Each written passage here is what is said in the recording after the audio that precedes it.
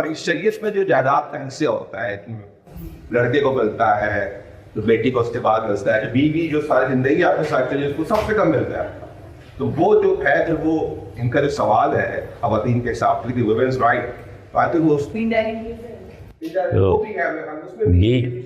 جی ہاں، دیکھیے بات یہ ہے کہ جو اسلام میں میراث کی تقسیم ہے، یعنی جب آپ دنیا سے رخصت ہوئے تو اس کے بعد آپ نے جو کچھ چھوڑا ہے اس کو تقسیم کیسے کیا جائے گا، اس کے لیے کیا طریقہ ہوگا. تو اس میں بھی جس طرح میں نے ان کے سوال کے جواب میں یہ عرض کیا تھا کہ پہلے آپ اصول سمجھیے. جب بھی کبھی کسی قانون کو سمجھنا ہو تو اس کے پرنسپل کو پہلے سمجھنا چاہیے وہ کیا ہے. یہ جو آپ نے فرمایا کہ بیوی، سوال یہ ہے کہ بیوی کے ساتھ تو آپ کا کانٹیکٹ ہوا تھا، تو آپ دنیا سے رخصت ہونے تک یہ سمجھ ہی نہیں سکے کہ آپ بعد میں بیوی چھوڑ کے جا رہے ہیں. یعنی یہ جو باقی زندگی آپ نے گزاری اس میں آپ کو خیال نہیں ہوا کہ بعد میں کیا معاملہ ہوگا. آپ کو چاہیے تھا کہ آپ اس کے حق میں اس کی ضرورتوں کے لحاظ سے وصیت کرتے. کیوں نہیں کیا آپ نے؟ یعنی کیا سبب ہے اس کا؟ تو ہمارا قانون یہ ہے کہ سب سے پہلے آپ اپنی ضرورتوں کا تعین کریں اور اس کے مطابق ہر مرنے والا وصیت کریں. اب دیکھیے میں اس کی 10 صورتیں آپ کو بتاتا ہوں. ہمارے بچے ہیں، انہوں نے تعلیم پائی، ہم نے ان کو پڑھایا لکھایا. ہمارا زندگی کا آخری مرحلہ آ رہا ہے، ایک بچہ ابھی تعلیم پا رہا ہے، ابھی اس کو بہت سے مراحل سے گزرنا ہے، باقی بچے اپنے پاؤں پر کھڑے ہو گئے ہیں. کیا وہ یہ تقاضا نہیں کرتا کہ آپ اس کے لیے وصیت کریں؟ آپ اچانک دنیا سے رخصت ہو جائیں گے تو وہ بھائیوں پر منحصر ہو جائے گا. آپ کے پاس روپیہ ہے، پیسہ ہے، آپ کو چاہیے کہ آپ وصیت کریں. آپ کی کوئی بیٹی خدا نخواستہ یا بیٹا وہ کسی معذوری میں مبتلا ہو گیا، باقی بچے ٹھیک ہیں اپنی جگہ، آپ نے کیوں اس کے لیے وصیت نہیں کی؟ آپ کی کوئی بیٹی خدا نخواستہ مطلقہ ہو گئی اور وہ ورکنگ وومن بھی نہیں ہے، تو آپ کو خیال نہیں ہے کہ آپ کی بیٹی کیا کرے گی بعد میں اس کے؟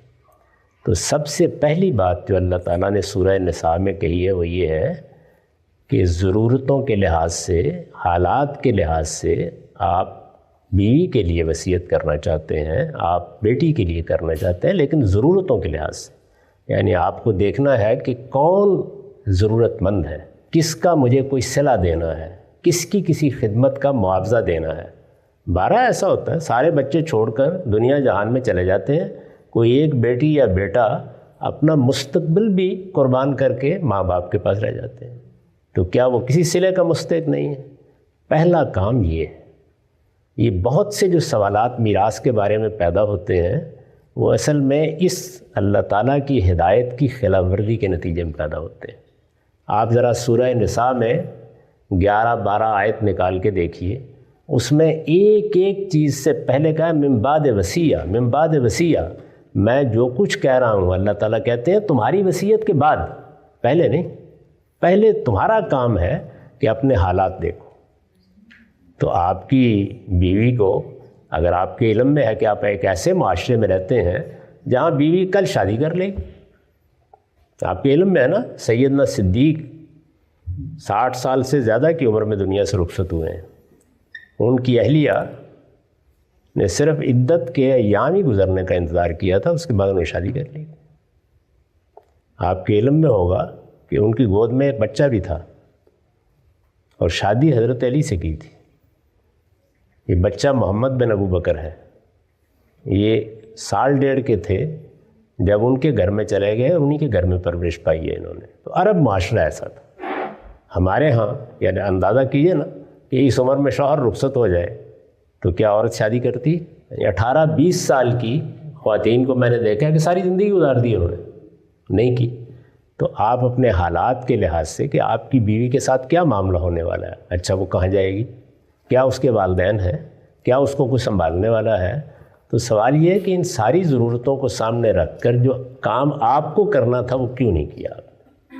پہلی بنیادی بات یہ ہے. پاکستان میں ول جو ہے، میں پاکستان کی بات نہیں ابھی کر رہا، تو آپ بحرین میں رہیے بہت معذرت کے ساتھ، میں اسلام کا نقطہ نظر آپ کو بتا رہا ہوں. لیکن پاکستان میں according to the Shariah law G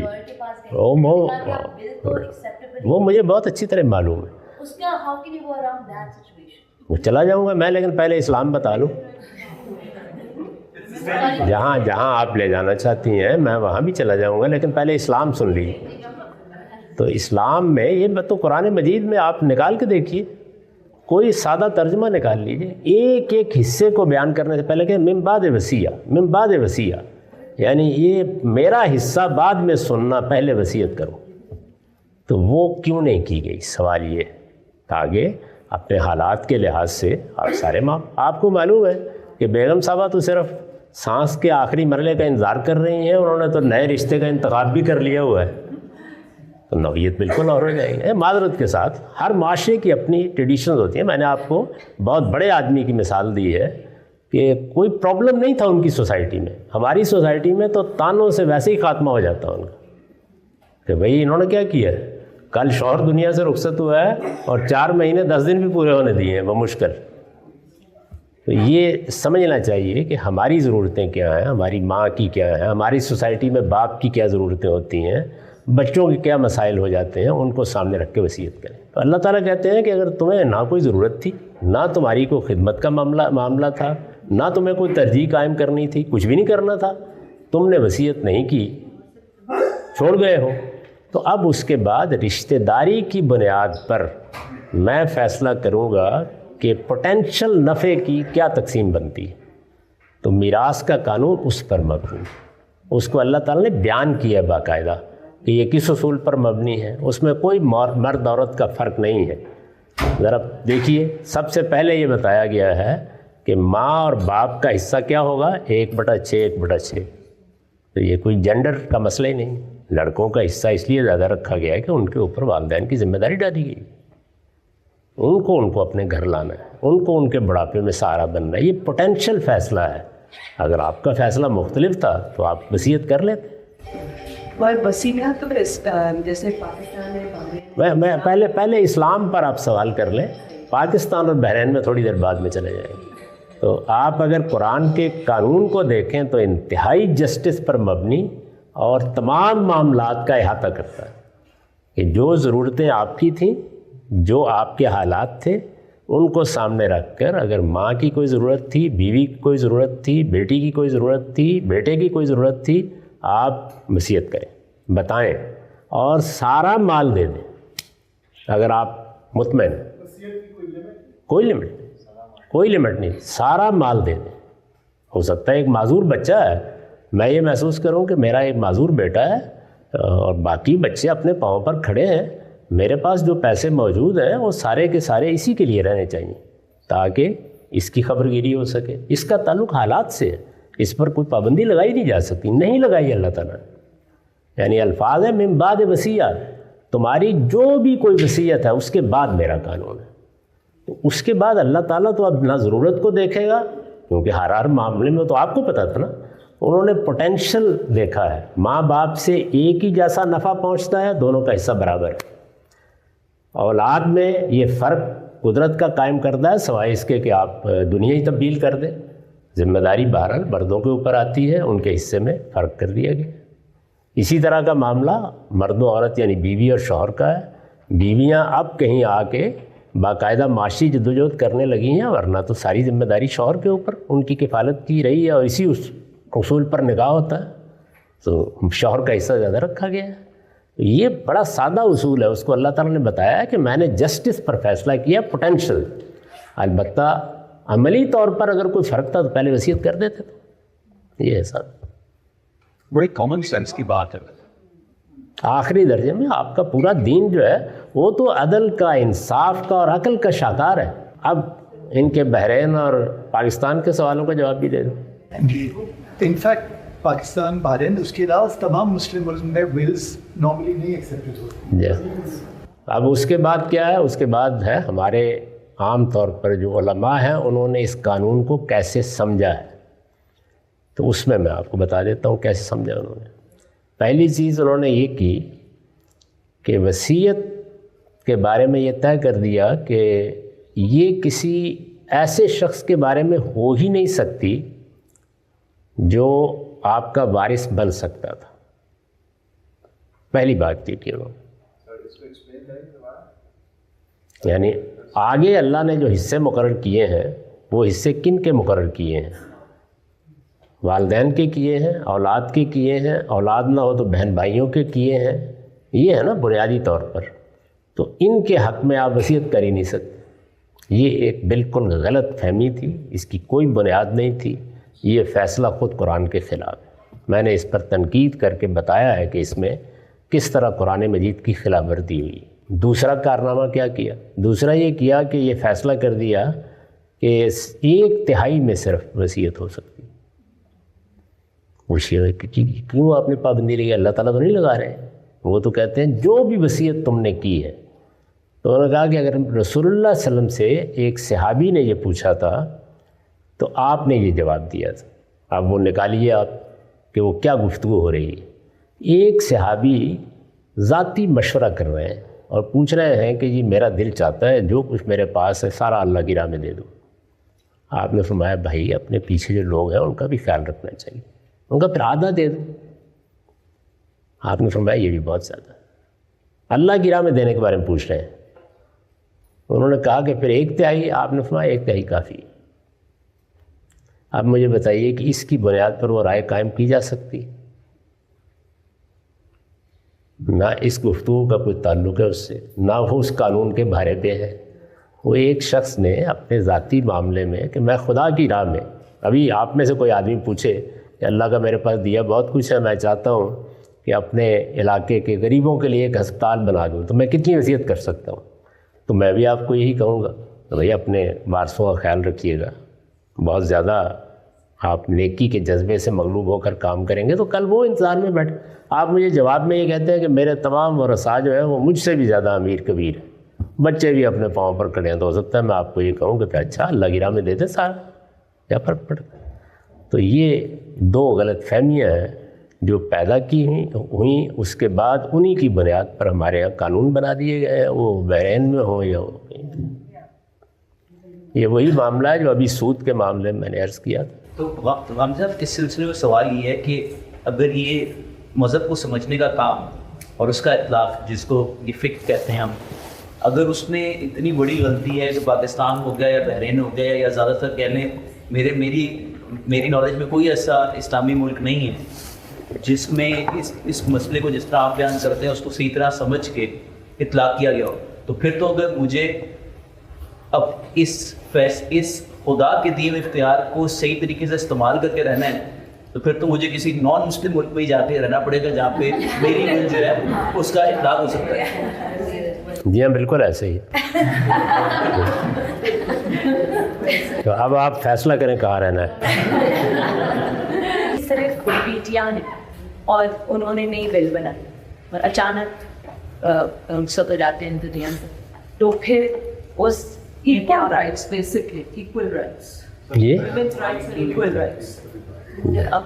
accident ہو گیا آپ نے کریش. ہاں آپ اگر غور کر کے دیکھیں تو ہمارے ہاں ول نہ کرنے کی وجہ یہ نہیں ہے کہ اچانک ایکسیڈنٹ ہو جاتا ہے. ذرا سروے کر کے دیکھ لیں، یہاں بیٹھے ہوئے لوگوں سے پوچھ کے دیکھ لیں ان میں سے کون کون لوگ ہیں کہ جنہوں نے شعور کی عمر کو پہنچنے کے بعد ول کر دی. پوچھیں ذرا. ایک ہاتھ کھڑا ہوا ہے. نہیں ہم کر رہے ہیں.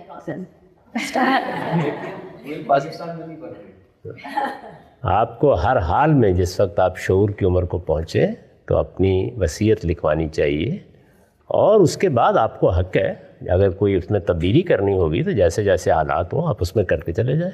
اب تو کوئی بڑا مسئلہ بھی نہیں ہوتا اس کے لیے، تو یہ ضرور کرنا چاہیے. باقی جو ملکوں نے مسئلے پیدا کر دیے ہیں مختلف جگہوں پر وہ ہیں ان سے نمٹنا پڑتا ہے. اب مثال کے طور پر امریکہ میں جو قانون بنایا گیا ہے یا بعض اور مغربی ملکوں میں کہ آپ جو کچھ بھی کمائیں گے خواہ مرد کمائے یا عورت، اس کا میاں یا میاں نے کمایا ہے تو اس کی بیوی آدھے کی حقدار بن جائے گی، خود بخود بن جاتی ہے. یہ قانون بھی بالکل ہی بےمانی قانون ہے لیکن ہے، تو اب کیا کیا جا سکتا. ملکوں کے قانون جب بن جاتے ہیں تو ان کو پھر تبدیل کرانے کے لیے جد و جہد کی ضرورت ہوتی ہے اور جد و جہد ہمیشہ علم سے کی جاتی ہے، ریزننگ سے کی جاتی ہے. تو یہی کام میں نے کیا. میرا خیال ہے ہمارے ملک میں وکلاء قاضی حضرات جن کو آپ جج کہتے ہیں، اچھے دانشوروں کی بہت بڑی تعداد میں نے جو کرٹیسزم کیا ہے پچھلے 50 سال میں اتفاق کر رہی ہے. ایک وقت آئے گا تبدیل ہو جائے. اگر فیملی ممبرز آپس میں اگری کر کے وہ ول کو ایکسیکیوٹ کریں کہ گفٹ کر دیں، جو بھی سلیوشن ہے، تو وہ اسلام کے حساب سے جی بالکل بالکل جائے. وہ تو ان ملکوں کے قانون بھی مانتے ہیں. لہذا اس کا سب سے اچھا طریقہ یہی ہے کہ انظر صاحب کسی غیر اسلامی ملک میں جانے کے بجائے اپنے وارثوں کو آمادہ کریں کہ وہ انصاف کے ساتھ معاملہ کرنے کے لیے تیار ہوئے. یعنی all over the Islamic world in such different countries have Dr. communicate acceptance. نہیں یہ تو یہ جو آپس کا معاہدہ ہے وارثوں کا وہ ہر جگہ ایکسیپٹیبل، اس کو کوئی چیلنج نہیں کر سکتا. یہ کیسے اسٹیٹ کیسے مداخلت کرتی ہے؟ مثال کے طور پر ایک آدمی دنیا سے رخصت ہو گیا ہے، اس کے سب وارثوں نے مل کے طے کر لیا ہے جو بھی آپس میں طے کر لیا ہے، اور ان میں سے کوئی عدالت میں نہیں گیا تو کوئی قانون آپ کے راستے میں رکاوٹ نہیں بنتا. یہ جس وقت کوئی چلا جاتا ہے اور جا کر وہ مطالبہ کرتا ہے، قانون اس کے بعد کانفلکٹ پیدا ہوتا ہے. یہ بھی تو ہے نا کہ کسی if somebody made issue اس کی بیٹیاں ہیں، دو ہیں، انتقال ہو جاتا ہے، انہیں وصیت نہیں کی، تو اس کے جو بھائی ہیں they get a part of this inheritance. بیٹی کا حصہ جو ہے بیٹیوں کا وہ بہت برا رہتا ہے. نہیں تھوڑا نہیں رہتا، 2/3 بیٹیوں کو چلا جائے گا، خود بخود چلا جائے گا.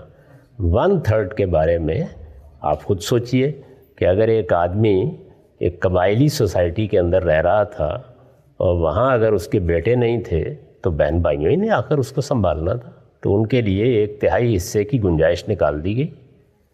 تو اگر آپ کا معاشرہ تبدیل ہو گیا ہے، وہاں یہ صورت نہیں ہے، تو آپ کو چاہیے تھا کہ آپ وصیت کرتے اس 1/3 کے بارے میں اور کہہ دیتے کہ یہ بھی میری بیٹیوں کو دے دیا جائے. یعنی جو آپ کے کرنے کا کام ہے، کوئی وجہ تھی کہ وہ آپ پر چھوڑا گیا تھا، وہ ہم نہیں کرتے. تو اس میں اب مذہب کیا کرے؟ یہ قانون اصل میں خدا کے فیصلے اور بندوں کے عمل دونوں سے مل کے بنا ہوا ہے. اس میں جب ایک فریق اپنا فریضہ ادا نہیں کرتا تو وہ اخلاقی لحاظ سے بھی غلط ہو جاتا ہے اور عقلی لحاظ سے بھی غلط ہو جاتا ہے. کاملی صاحب اسی طرح ایک آپ نے یہاں پہ وراثت جو بات کی سورہ نساء کے اندر، آگے چل کے اس میں یہ بھی آیا ہے کہ تم گواہ کر لو، اور پھر بعد میں گواہ کو یہ رائٹ دیا گیا کہ اگر اسے لگے کہ انصاف نہیں ہے تو وہ یہ سورہ نساء میں نہیں ہے، یہ سورہ بقرہ میں ہے. اس میں یہ بتایا گیا ہے کہ ایک شخص نے وصیت کی اور دنیا سے رخصت ہو گیا. ابھی یہ قانون نازل ہی نہیں ہوا، یہ قانون تو سورہ نساء میں ہے، وہ بقرہ میں ہے. چلا گیا دنیا سے اور اس نے بتا دیا کہ میری یہ وصیت ہے. بعد میں لوگوں کو احساس ہوا کہ اس میں کوئی بے انصافی کر دی ہے اس نے. یہ تو ہو سکتا ہے نا، اب بھی ہو سکتا ہے کہ اس آدمی نے یعنی بیوی کے ساتھ لڑا ہوا تھا، نتیجے کے طور پر اس کو بالکل ہی محروم کر دیا. اور بہت سے اس طرح کے معاملات ہیں. کسی بچے سے ناراض تھا، کتنے ہیں والدین ایسا کر دیتے ہیں. تو اس میں اللہ تعالیٰ نے پھر یہ کہا کہ ان وارثوں کو بھی بٹھا لیا جائے اور باقی بھی لوگ خاندان کے مداخلت کریں اور اصلاح کرا دیں معاملے کی. یعنی سب کو توجہ دلائیں کہ ان سے ایک غلطی ہو گئی ہے یا انہوں نے ایک بے انصافی کی بات کر دی ہے، تو اس کی اصلاح. یہی میں نے کہا ہے کہ تمام لوگ مل بیٹھ کے اس موقع کے اوپر طے کر لیں کہ ہمیں معاملہ ایسے کرنا ہے. اس کے اندر نہ مذہب کو کوئی اعتراض ہے، نہ قانون کو کوئی اعتراض ہے. مسئلہ ختم ہو جائے.